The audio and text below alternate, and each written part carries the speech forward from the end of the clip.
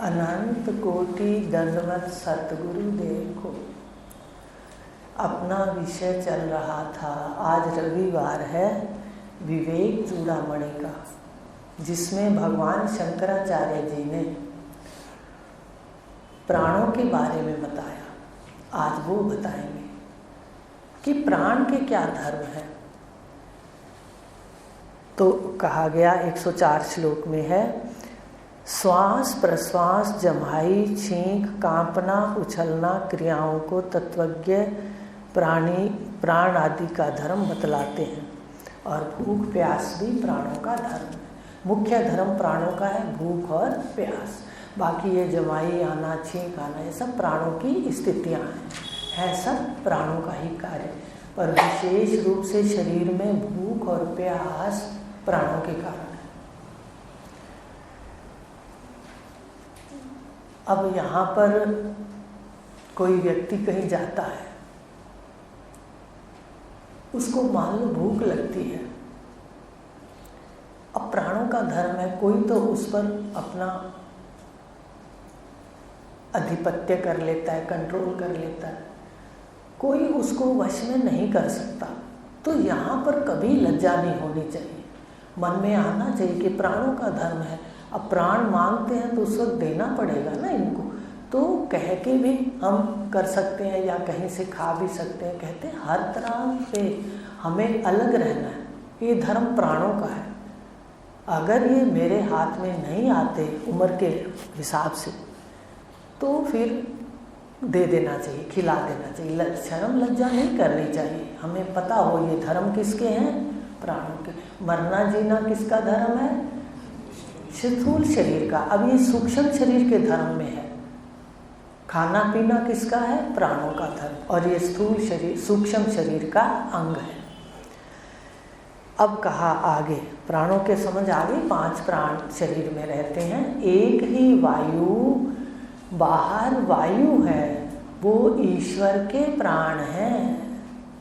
वायु ईश्वर का प्राण है और वही वायु जब हमारे शरीर में आती है तो 5 स्थान पर बैठकर अलग अलग काम करती है। आश्चर्य, कितना आश्चर्य। वही वायु अपने शरीर में जाके 5 स्थान में बैठे और अलग अलग काम करे। इसका मतलब प्राणों का भी कोई नियमन करने वाला है। नहीं तो ऐसे कैसे वायु अंदर बाहर आती जाए, मर्जी आए जिस वक्त रुक जाए, ऐसा नहीं होता। गिनती के प्राण अंदर जाते हैं और गिनती के प्राण बाहर आते हैं। तो कोई नियंता है और वो है चैतन्य। एक ही नियंता है, क्षेत्रज्ञ कहा उसको 13वें अध्याय में। ये सारा बाकी खेत ही खेत है, जहाँ जाओगे बीज पड़ जाएंगे। खेत में बीज पड़ जाते हैं, खेती हो जाती है। यहाँ कर्मों की खेती हो जाएगी। आप जो कुछ पढ़ते जाओगे, चाहे वो 5 प्राण चाहे जो भी पढ़ा, ये सब खेत है। जहाँ बैठोगे वहीं कर्म बन जाएंगे। एक ही तो है क्षेत्रज्ञ, जिसकी सत्ता से सारा ये विस्तार है माया का, ये चलता है। तो कहा अब अहंकार की बात ले ली। शरीर के अंदर चक्षु इंद्रियों आदि में चिदाभास के तेज से व्याप्त हुआ अंतःकरण मैंपन का अभिमान करता हुआ स्थिर रहता है। अहंकार है अंतःकरण का पुर्जा। 4 पुर्जे हैं, मन बुद्धि चित्त अहंकार। जब तक चित्त पर भी कंट्रोल कर लें, मन पर भी कंट्रोल कर लें, बुद्धि पर भी कंट्रोल कर लें, पर जब तक अहंकार का लय समष्टि अहंकार में, महतत्व में अहंकार व्यष्टि बुद्धि का समष्टि बुद्धि में जब तक लय नहीं करेंगे, सीधा आत्मा में चले जाओ आप। नहीं समझ आती ये बातें, कोई ज़रूरी नहीं कि हम यात्रा में जा रहे हैं, ऋषिकेश जा रहे हैं, गुरुदेव से मिलने मुजफ्फरनगर जा रहे हैं, तो ज़रूरी नहीं रास्ते के सारे स्टेशन हमें रटे हों, लेकिन समझाना जरूरी है। तो ये जो अहंकार है इसको व्यष्टि बुद्धि कहते हैं। इस अहंकार से व्यष्टिपना शुरू हो जाता है, रोज अपने यहाँ प्रकट होती है ये बात। तो ये व्यष्टिपना शुरू हो जाता है, मैं, मेरा, ये वो जो भी परिवार है। तो कहा ये अहंकार है। और अंतःकरण का चौथा पूजा है, इसको लय करने तक मुक्ति नहीं होती। मुक्ति जब तक अहंकार को लय नहीं करेंगे, अभी बता दिया, अहंकार जिसके साथ लग जाता है इंद्रियों के कार्य के साथ, वहाँ कर्म बन जाता है। अहंकार का ये है। और अहंकार से फिर जन्म मरण शुरू हो जाते हैं। अगर जन्म मरण को जान लिया, अगर जन्म मरण महा आपदा है, इसको जान लिया, जन्म का दुख, बचपन का दुख, जवानी का आसान नहीं है परिवारों को पालना। कई बार कल्पना करती हूँ तो वो भी दुख रूप है। स्त्री चोला अगर दुख रूप है तो पुरुष चोला भी दुख रूप है, मनन कर लीजिए, इसका मनन होता है। कोई भी चोला ऐसा नहीं है जिसमें दुख साथ में ना हो। अगर हमने जान लिया कि जन्म से दुखों की शुरुआत है, शरीर जो ले लिया, और आखिरी में मृत्यु, अगर सतगुरु देव नहीं मिले तो मृत्यु का महान दुख होता है। सतगुरु तत्वज्ञ पुरुष मृत्यु को भी पुराने कपड़े की तरह कह देते हैं। भगवान ने गीता के अंदर कहा है, वासासी जीर्णानि यथा विहाय, पुराने कपड़े जैसे छोड़ देते हैं वैसे देह छोड़ के जाता है तत्वज्ञ का शिष्य, उसकी स्थिति हो सकती है। आम आदमी को पता नहीं है पुराना कपड़ा है, वो तो कहता है मैंने जाना ही नहीं। कितनी साल की आयु हो जाती है, शरीर बिल्कुल जगह जगह से फट जाता है, माने पुराना हो जाता है। डॉक्टर भी कह देता है अब सीने के काबिल है नहीं, टांके लगाने के काबिल है नहीं। लगा देना, टांके लगाते वहाँ पर कारियाँ लगाते हैं, ऐसे शरीर में भी तो लगाते हैं डॉक्टर। अब डॉक्टर भी कह देता है भाई अब मेरी तो हाथ खड़े कर देता है बस, पर वो जाना नहीं चाहता। ध्यान से देखा करो, अज्ञानी व्यक्ति नहीं जाना चाहता। तत्वज्ञ पुरुष के पास गया तो वो तो कहता है अब शरीर काम का नहीं रहा, ठीक है। अगर उसको फिर आना है, वो जान लो, दुख सुख सारे जान लो, फिर अगर कोई वासना है आना है तो अपना तैयार हो गया हो कि वासनाओं का सुख भोगेंगे तो साथ में दुख का पिटारा भी साथ आएगा। समझ आ रही है मेरी बात? तो कर लो, तो कोई दिक्कत थोड़ी है। भगवान का वृक्ष है, उसने कहा हरा भरा रहे, कहा ब्रह्मा जी ने तो पहले ज्ञान ही नहीं दिया कि वृक्ष हरा भरा रहे। उन्होंने पहले कर्म शुरू कर दिए, यज्ञ शुरू कर दिए। जब देखा जीव फिर भी तड़प रहा है, रो रहा है, शांति नहीं प्राप्त कर रहा, तो हार मानी कि चलो अब यथार्थ ज्ञान दे दो, उससे शांति आने लगी सबको, परम शांति। अब ये नहीं कहा जाता कि तुम आओ, आपकी मर्जी आओ, पर आपको समझ हो, ये निश्चय हो कि आने पर कोई चोला मिलता है, दोनों चोलों में विकार है। आप मनन करके घर देखना। तो ये है कि अहंकार जिसके साथ लग जाता है, जिस वासना के साथ लग जाता है, उसमें क्रिया कर्म हो जाती है और जन्म मरण शुरू हो जाता है। फिर जन्म मरण महा आपदा है, इसमें इतने दुख हैं, पुरुष का हो चाहे स्त्री का। तो ये कह रहे हैं कि ये अहंकार, वही बात इन्होंने कह दी कि मैं मेरे का भाव लेकर के अहंकार कर्तापन को पुष्ट करता है। और एक बात और सुन लो, कर्तापन में संसार की बातें तो ठीक हैं, वहाँ कर्तापन हम ले लेते हैं, पर ध्यान रखो आसपास भी देखो, मनन करो, अनुभूति होगी कि धर्म का भी, धर्म के बारे में भी हम कर्तापन ले लेते हैं। मैं फलाना धर्म करूँगा, मैं फलाना, कोई भी है, यज्ञ कर्म व्रत जो भी करते, तीर्थ आदि, कर्तापन के बिना भी तो हो सकते हैं। अगर आपका कहीं मन है जाने का, इतना प्रकृति का सौंदर्य है, इतना शिवलिंग का सौंदर्य है, जगह जगह जाइए, सागर का इतना सौंदर्य है, वहाँ परमात्मा ही तो है। सामान्य सत्ता कहाँ नहीं है, सब जगह है। जब सागर की आरती की बॉम्बे में, तो वहाँ उसको कहा, इस माटी में सुन मेहरमा, कि इसमें सारी मिट्टी में जिसमें हम खड़े हैं, जल में, सब में तू ही तो है। साथ थे 2 लोग। तो कहने का भाव, आप किस दृष्टि से जाते हो? सामान्य परमात्मा की वैभव को, विस्तार को, ऐश्वर्य को देखने जा रहे हो कि तीर्थ करने जा रहे हो? फर्क आ गया। तीर्थ करोगे तो वहाँ कर्म बनेंगे, अगर तीर्थ में गलत हो गया तो कर्म बन गए, अच्छे हो गए तो धर्म और कर्म। धर्म लेने की इच्छा, कर्म करने की इच्छा भी सबसे बड़ा बंधन है। डायरी में लिख लेना, आज भी हमारे मन के अंदर अगर धर्म करने की इच्छा और कहीं कर्म करने की इच्छा है तो क्या है वो? सबसे बड़ा बंधन। वो भी बंधन का कारण बनेगा, जाने नहीं देगा, मुक्ति नहीं होने देगा।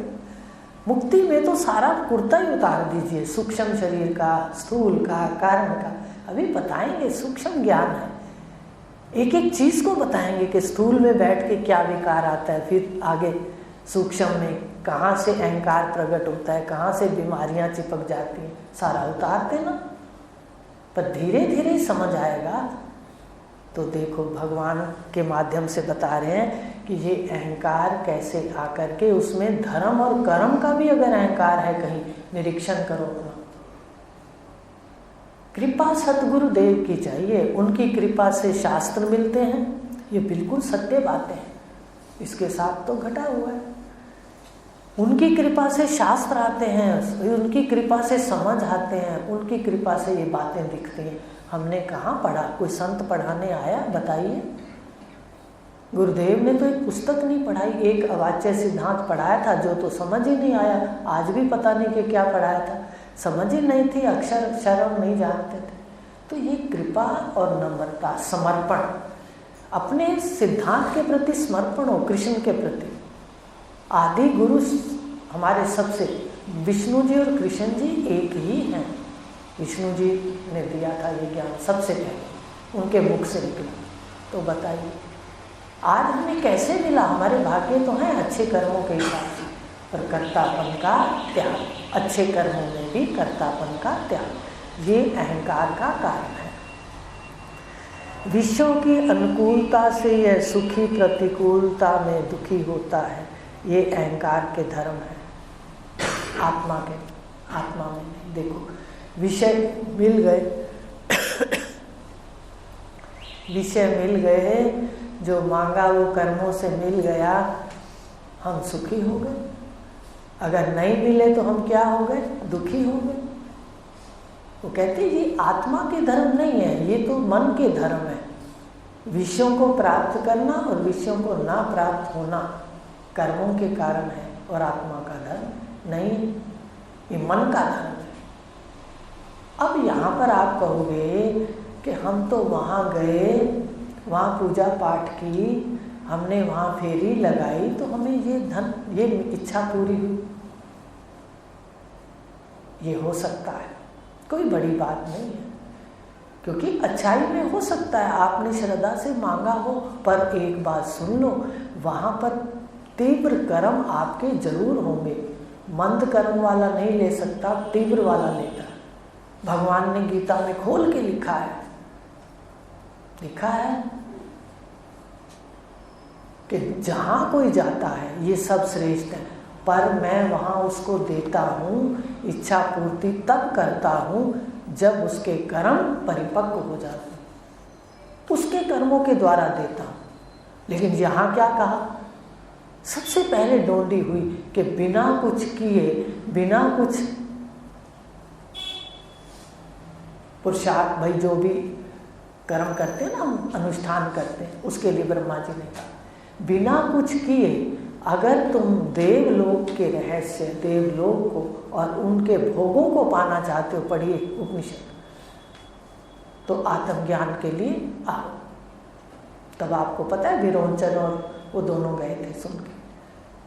तो यहाँ पर करना नहीं, यहाँ पर तो बैठने से, अभी उपनिषदों में है ओंकार के 3 जो पाद हैं, आ उ मा, प्रथम द्वितीय तृतीय चरण, उसके अंदर ये लिखा हुआ है कि अगर आकार का साक्षात कर लेता है उसको सारे ऐश्वर्य आने शुरू हो जाते हैं। वो जो बोलता है वही। और गुरु नानक देव जी की भी बात है, ब्रह्मज्ञानी जहाँ जहाँ मुख तैसो बोले तहाँ तहाँ सच होवे, कहा उन्होंने। तो ये क्या है, संत महात्माओं ने भी अनुभव किया और ये उपनिषद कह रहे हैं आकार का साक्षात कर लेता है, इससे अलग हो जाता है, इसका साक्षी होके आकार को बाहर जड़ देखता है और एक अक्षी पुरुष को चेतन देखता है, ऐश्वर्य आना शुरू हो जाता है, अनुकूल हो जाता है। कर्मों से नहीं, वहाँ भगवान ने कहा जिसके कर्म होंगे मैं उसको दूंगा। मंद कर्म वाला हो सकता है पा ही ना पाए, तीव्र कर्म वाला वो भगवान दे देंगे, क्योंकि पूजा पाठ से वो प्रकट हो जाएगा जल्दी। गलत कहीं नहीं है, पर वो कर्तापन में घुसाएगी पूजा और ये अकर्तापन में ले जाएगी और वो कर्म करवाएगी और ये कर्म से उपराम कर देगी, शांति में स्थित कर देगी, ऐश्वर्य भी आ जाएगी। और उकार को जो हिरण्य गर्भ को तेजस को जान लेता है, स्वप्न अवस्था का अभिमानी है तेजस, पढ़ाएंगे जब बताएंगे, तो उसकी संतान में सभी ब्रह्मज्ञानी होते हैं, उसके संतान सब ब्रह्मज्ञानी होती है, बताइए। और जो अव्यक्त को जान लेता है, अब तीसरी मात्रा को, तीसरे चरण को, तो वो तो अपनी आत्मा को ब्रह्म में लीन कर देता है, यहाँ का कुछ भी नहीं रखता। और उसको क्या क्या कहा, वही त्यागी है, वही सन्यासी है, वही वैरागी है। सुन लीजिए, सत्य कहाँ था, हम ढूंढते, हम क्या समझते हैं, त्यागी उसको कहते हैं जो घर बार त्याग के चला जाता है जंगल में। कहते हैं, हम तो ऐसा ही समझते थे, आपका पता नहीं। घर में भी ऐसा कहते थे, भाई त्याग के चला गया सन्यासी। घर से भी कोई व्यक्ति ने सन्यास लिया था अनंतपुर में, तो साफ कहते थे भाई ये त्यागी है सन्यासी। लेकिन त्यागी सन्यासी तो है, पर वहाँ चौड़ाला रानी कह रही है शिखर ध्वज से कि तुम्हारे मन के अंदर अगर सारा कुछ पड़ा रहा तो आप त्यागी सन्यासी नहीं हो। तो कैसी स्थिति है। चुप बैठने से, केवल श्रवण से और श्रद्धा रखने से, देने वाले के प्रति समर्पण, वो हमारे अंतःकरण को गीला करेगी। श्रद्धा से मल धुलते हैं, श्रद्धा के जल से। गुरु के लिए जरूरी नहीं है कोई करे ना करे, उनका क्या लेना देना, हमारे अंतःकरण के लिए जरूरी। तो केवल चुप बैठ के श्रवण करने से ये सब ऐश्वर्य भी आते जाएंगे, संतान भी अपने में सही होती जाएगी, ये उपनिषद कह रहे हैं। तो कहा ये जो अनुकूल प्रतिकूल है, सुख दुख, ये कहाँ पर है, मन की सीमा में आता है। अगर जन्म लेना है, कोई विषय वासना है, मनन किया करो, आपको दिख जाएगी। आखिरी वक्त से दिखने से पहले ही दिख जाए। तो आना है तो एक बात कहते हैं ना, मैदान में आना है। अब मैदान में पहलवान आते हैं तो तेल अच्छी तरह लगा के आते हैं कि किसी की पकड़ में ना आए। ऐसे ही अपने को तैयार होके आना है कि विश्व के अंदर सुख और दुख दोनों बैठे हैं।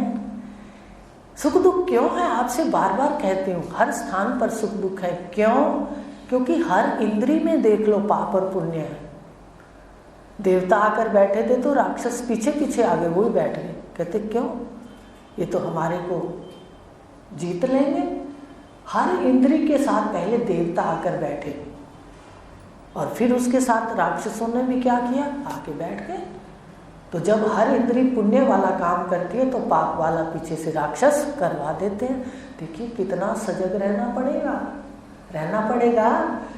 सावधानी हटी और दुर्घटना घटी। आप करके देखो, एकदम ठहराव से रहना पड़ेगा।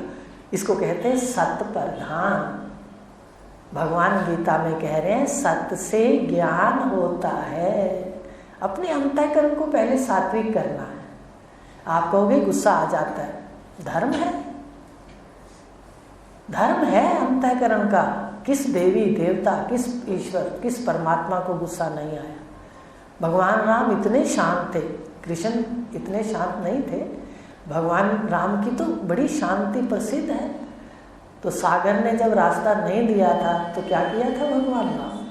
कहा अब ये नहीं मान रहा, अब तीर से ही इसको सुखाना पड़ेगा। कहा था जब सागर कहते तुम ऐसे नहीं मानोगे, जब ऐसे गुस्सा किया सागर प्रकट हो गया। इसका क्या अर्थ है कि हर स्थान पर हर चीज आपके पास है, उचित समय में उसका उपयोग होना है। ये नहीं कि जानकार बिल्कुल कुछ नहीं, बिल्कुल गलत को गलत नहीं कहता, पर वो राग द्वेष नहीं करता, गुणों में जीता है। तो इस प्रकार कहा कि ये जो सुख दुख है ये मन का धर्म है। क्या पसंद है हमें, आना है तो मनन करो, नहीं आना तो गुणातीत हो जाओ, सन्यासी हो जाओ। वो सन्यासी नहीं, यहाँ सब नेति नेति करो, देह इंद्रियां मैं नहीं, मन मैं नहीं, बुद्धि मैं नहीं, अहंकार मैं नहीं। ये जो समाधि की शून्य अवस्था है वो भी मैं नहीं। समाधि में क्या होता है, समाधि जो लगाता है वो इसमें फंस जाता है। उसको जो आनंद आता है बार बार वो समाधि लगाता है, बार बार वो समाधि लगाता है। इसलिए यहाँ से ऊपर चलना, वो स्थिति धीरे धीरे समझ आए। तो ये इनसे परे आत्मा है, जितने आपको बातें बता दी। तो ये है सुख दुख का स्थान, मन है, जन्म मरण का स्थान स्थूल शरीर है, और प्राणों का धर्म, भूख और प्यास का स्थान कौन सा है, प्राण है। अब धड़ाके से रहो, जहाँ भी जाओ भाई प्राणों को भूख लगी है, लाओ भाई लाओ, खाते हैं। देखो तो फर्क है। तो इस प्रकार ये धर्म समझ के इससे असंग रहना है। ये हुई अहंकार की बात कि कर्ता तो धर्म मरण शरीर का है, और ये कहता है मैं जन्मा मैं मरा। आप अपना जन्मदिन बता सकते हो? कोई जन्मदिन बता सकता है अपना? लोग जन्मदिन ही नहीं पता। आप कहोगे अब देखो सब चुप हो ना, इसका मतलब समझ आती है कि जन्म मेरा है ही नहीं, तो दिन कौन सा निश्चित है, जिस दिन मर्जी बना लो। आ रही बात सब, उसको ये शंका भी नहीं होगी। तो जन्म और मरण किसका था, शरीर का। इसने कहा मैं जन्मता मैं मरता, हो गई गलती, अहंकार से हो गई। अब बताइए भूख प्यास किसका धर्म था, सूक्ष्म शरीर का, प्राणों का। क्या कहता है अहंकार ने, क्या कर लिया, मैं खाता हूँ मैं पीता हूँ, कहते हो। उसके बाद मन का धर्म है सुख दुख, ये सूक्ष्म शरीर में आ रहे हैं तीनों, जन्मना मरना स्थूल में, सुख दुख और खाना पीना सूक्ष्म में। ये सुख दुख को भी कहता है, अहंकार आ जाता है बीच में, मैं सुखी मैं दुखी। आ रही है बात समझ, ये अहंकार। तो ये अहंकार 6 जगह पर बैठ करके अपना काम कर जाता है। 6 मुख्य जगह हैं, बाकी तो इसका विस्तार है सारा। 6 बता दी आपको बातें। तो अब आगे है कि प्रेम की आत्म अर्थता। अब ये देखते हैं क्या कह रहे हैं। अब आपको एक बात और भी बताते हैं कि प्रेम शब्द जो है ये पवित्र है, और प्यार शब्द के अंदर लेन देन है। सुनते जाओ, फिर आगे व्यवहार के अंदर, परमार्थ के अंदर जाना होगा। आगे वात्सल्य कहते हैं जो छोटों के प्रति प्यार होता है, बच्चों के प्रति, माता पिता का, गुरु का अपने शिष्यों के प्रति। ठीक है, प्यार गुरु के साथ नहीं होता, गुरु के साथ, विद्या के साथ प्रेम होता है। प्रेम में सदा देना होता है, बदले में चाहना अंतःकरण के निरीक्षण के लिए बताया है। अगर हम ये चाहते हैं कि भाई हमें आशीर्वाद ही कोई दे दे, फिर भी 2 नंबर का हो गया, प्यार हो गया, वहाँ विद्या फलीभूत नहीं होती। हमें मतलब नहीं है अपने गुरु घर में क्या है अपने, हमें तो सिर्फ इतना पता है कि मेरे गुरुदेव का जिस स्थान पर छोटा सा भी कोई रिश्ता है वो मेरे लिए पूज्य है। ये इसकी भावना बता रही हूँ, इस भावना ने आज तक काम किया।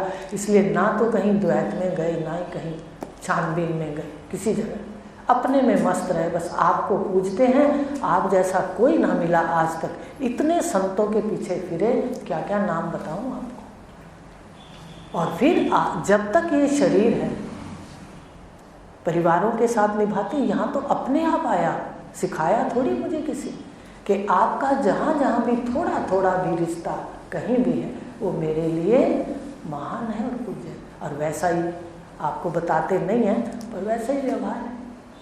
जाते हैं तो मन भाग भाग हो जाता है। अच्छा ये कौन है? कहते बीजी की पोती की बेटी। क्या हो गया उसके साथ रिश्ता बताइए? परम पूज्य गुरुदेव की पोती की बेटी। लेकिन इधर तो आनंद आ गया, स्पेशल गए मिलने देखने, वहाँ देखेंगे कौन सी पीढ़ी आ गई मेरे गुरुदेव की। तो ये आपके भावों पर निर्भर करता है। ये व्यवहार की बातें घसीट कर परमार्थ नहीं चलता। परमार्थ में केवल प्रेम, परमात्मा से केवल प्रेम। जाते हैं परमात्मा के पास, प्यार की बात देख लो, मत्था टेकते हैं, ठीक है, और भगवान कृष्ण से, भगवान शिव से, कोई भी है, बालाजी से, जो भी देवता है, वाहिगुरु अल्लाह, कोई भी देवता है, अगर हम उससे मांगते हैं कि ये रख के कि भाई मेरे को ये दे देना, वो क्या हो गया? प्रेम से बदल के किस में आ गया? प्यार में आ गया, लेन देन हो गया। भगवान ने गीता के अंदर देवताओं की पूजा करते वक्त प्यार का वर्णन किया है। कहा है तुम देवताओं को ऐसे पूजो, वो तुम्हारे को देंगे। कहा भगवान ने। गहरा क्यों नहीं पढ़ते हो? भगवान ने क्यों नहीं कहा कि देवता तुम्हारे किए बगैर दे देंगे कुछ?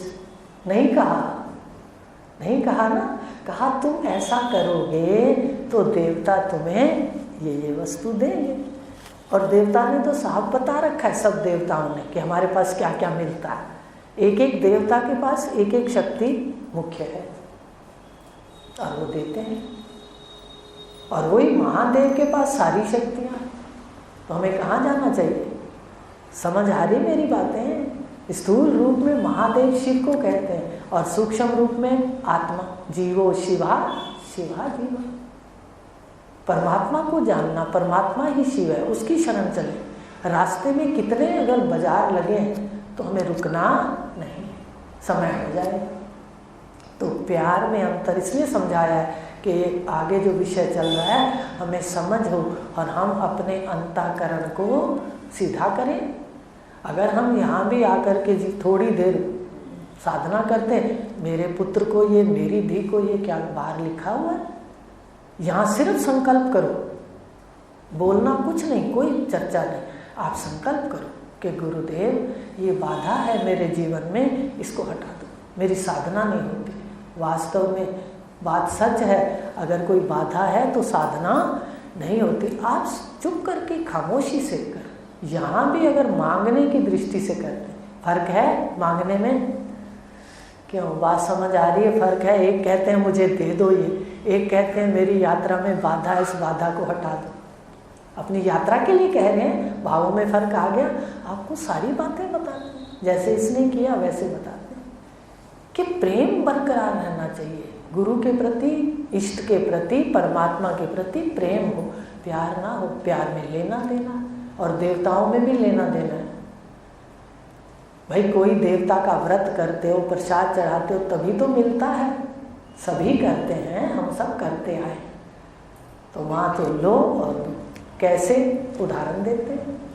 पहले ये रिवाज था कि सब्जी बनाते थे ना, जब आजकल तो बहू बेटियां सर्विस में आ गई तो समय ही नहीं होता, तो हम लोग आपस में भेजते थे, दिरानी जेठानी ननद, भाई ये सब्जी बनाई है। किसी के साथ, एक दो के साथ अपना लेन देन होता था, भाई उसके पास भेज दिया। 4 दिन में कोई अच्छी चीज़ बनाई तो भेज दी, ठीक है।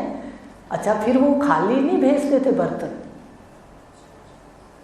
वो खाली नहीं भेजते थे, वो भी फिर क्या करते थे, उसमें डाल करके सामान भेजते थे। हो गया लेन देन। अगर इस लेन देन वाले प्यार को देखना है तो आप 1-2 दिन खाली बर्तन भेज दो। लो अभी समझ आ गई, सब हंसने लगे। आ गई समझ प्यार की कि वहाँ के लो, मैंने तो खीर भेजी थी, उसने तो कुछ नहीं, कोई भेज देती, दाल का कटोरा ही भेज देती, खाली भेज दिए बर्तन। हो गया प्यार। तो ये लेन देन जो है ये प्यार है। अब हमें मन को निरीक्षण करना है कि हमें साधना करनी, तो सबसे पहले ये कुठाराघात करना पड़ेगा। अपनी यात्रा के लिए तो मांगना पड़ेगा, लेकिन ऐसे मांगेंगे तो फिर हम वही रह गए जो वहाँ से आए थे, वही की वही हमारी वृत्तियाँ। हम सारा दिन इसी में लगे हुए हैं, कोई ना कोई कमी सदा रहेगी। तो क्या सारा दिन हम मांगते रहेंगे साधना के बदले? ये कहेंगे बाधा दूर करो, बाधा दूर करो। तो इस प्रकार कहा प्यार में और प्रेम में अंतर। प्रेम सदा इष्ट को, ये सहज अवस्था है, ज्ञान बाद में होता है, पर अंतःकरण साधकों का पहले होता है। ज्ञान थोड़ी होता है शुरू में कि हमने प्रेम करना है। परमात्मा से प्रेम होता है। इष्ट की पूजा की, चाहे शिव की करो, भगवान राम की करो, कृष्ण की करो, बस अच्छा ही है। पूजा के लिए पूजा करो तो परमात्मा मिलते हैं। अब सारा दिन मांगने के लिए करेंगे तो एक इच्छा पूरी होगी, दूसरी खड़ी हो जाएगी। तो परमात्मा से, इष्ट से, सतगुरुदेव से, अपने ज्ञान से प्रेम होना चाहिए कि हमारा उद्धार होगा। ठीक है, बाधाएं भले दूर कराओ पर उद्धार पहले। और प्यार है लेना और देना, वो तो कभी भी लो और दो, नहीं तो कोई अपना संबंध नहीं। तो ये आगे पढ़ लेते हैं। और वात्सल्य तो पता ही है कि बच्चों के प्रति जो प्रेम होता है वो उसको वात्सल्य शब्द कहते हैं। तो प्रेम और प्यार का झगड़ा है सिर्फ। तो अब पढ़ लेते हैं। विषय स्वतः प्रिय नहीं होते, आत्मा के लिए प्रिय होते हैं, क्योंकि स्वतः प्रियतम तो अपना आत्मा है। अब वो बताएंगे कि विषय भी जितने भी हैं उन वो प्रिय क्यों होते हैं, क्योंकि वो हमें मैं को सुख देते हैं। सीधे आ जाओ, आत्मा की समझ नहीं आएगी। मैं को सुख देते हैं वो तो प्रिय होते हैं, और मैं को जो दुख देते हैं वो प्रिय नहीं होते। बात सच्ची है। आप सबका नाम ले दो। आपको अपनी गाड़ियाँ, आपका मकान अगर बहुत बड़ा है और वो मेंटेनेंस में ही दुख दे रहा है तो वो भी अंदर से घुटन हो जाएगी। ठीक है, जिस ऐश्वर्य को हम मांगते हैं। अच्छा, पति पुत्र, बेटी बेटा, भाई जो भी बहू जो भी है, रिश्ते, पत्नी पति, ये अपनी मैं के सुख के लिए प्रिय है। मैं को सुख नहीं देते तो कोई भी रिश्ते से हम संबंध विच्छेद कर लेते हैं। ये है मैं के लिए कि हम मैं से सबसे ज़्यादा प्रेम करते हैं। मैं माने एक तो ये मैं है, इस मैं के पीछे जो मैं है प्रकाश स्वरूप, वो मैं, इस मैं को भी हम छोड़ना चाहते हैं। ये मैं माने इसके माया भाग को। ये दो है ना, एक माया भाग है अंतःकरण और एक चेतन भाग है। दोनों से मिला के ये मैं है बताइए। है, समझते हो इस बात को? सादे शब्दों में बता दिया। शास्त्रीय शब्दों में तो दिक्कत है, उपाधि को बताओ, फिर उसमें आठों बताओ, फिर बताओ, पर आपको सीधा बता दिया। एक इसमें चैतन्य भाग और दूसरा चैतन्य है और दूसरा माया का विस्तार है। तो ये जो अपने पास है मैं, इस मैं की ओर जाने से, वहाँ जाकर उससे प्रेम है। कई बार अपने को शरीर दुख देता है, मन दुख देता है तो अपन घुटन में आ जाते हैं। मन भी अगर दुख देना बार बार कोई बात लाके तो अपन मन को भी पसंद नहीं करते कि सारा दिन बाहर की बात लाते। शरीर दुख देता है तो कहते हैं मेरी जान छुड़ाओ, कहते हैं, पर मैं की जान क्या ऐसे छूटेगी? जान तो जानकर ही छूटेगी। आ रही है समझ बात? जान सदा जानकर छूटेगी। कहते हैं मेरी जान छुड़ाओ, मेरी जान छुड़ाओ। कई बार देखते हैं, एक दो ऐसी मृत्यु देखी, वही जान छुड़ाओ, आप आशीर्वाद। तो जान तो जानकर छूटेगी। व्यवहार के अंदर भी जानकर ही जान छूटेगी दुखों से। याद रख लो, डायरी में लिख लो, चाहे आज संभल जाओ या 10 साल बाद संभल, जान नहीं छूटेगी। जान तो जानते जाओगे, एक दिन निरोल होते जाओगे, अपने प्रकाशक स्वरूप में स्थित रहोगे और इसमें सुंदर पाठ करोगे। यह लोक भी संवरेगा और परलोक भी संवरेगा। बाद में दोनों ही काट देना, ना लोक चाहिए ना परलोक चाहिए। समझ आ रही है बातें? आज इतना ही लेंगे। तो आज जाके देखना कि उन्होंने कहा सबसे ज़्यादा हम प्यार, अपने प्यार नहीं प्रेम करते हैं आत्मा से, और प्यार करते हैं सबसे। सबसे क्या करते हैं? प्यार करते हैं। और आत्मा से क्या करते हैं? प्रेम। इसलिए सतगुरुदेव अपनी आत्म स्वरूप है, जानते हो? परमात्मा का स्वरूप सतगुरुदेव का और मेरी मैं का अद्वैत एक ही स्वरूप है, सत चित आनंद चैतन्य। इसलिए अपनी आत्मा से प्रेम करते हैं तो सतगुरु से भी प्रेम करते हैं। अगर ये ज्ञान ना बताते क्या हम शरीरों का से अलग हो पाते? आज भी देखो 3 सीढ़ियाँ पड़ी हैं। जब तक वो बताएंगे नहीं क्रम से अंदर जाना, हमें आएगा ही नहीं। आएगा बहिर्मुखी जीव भाग रहा है, ईश्वर को ढूंढ रहा है तो भी बहिर्मुख दौड़े लगा रहा है। लेकिन वो कहता है मैं सबके हृदय में वास करता हूँ, लेकिन ये सुनता नहीं है। ओम पूर्णमदः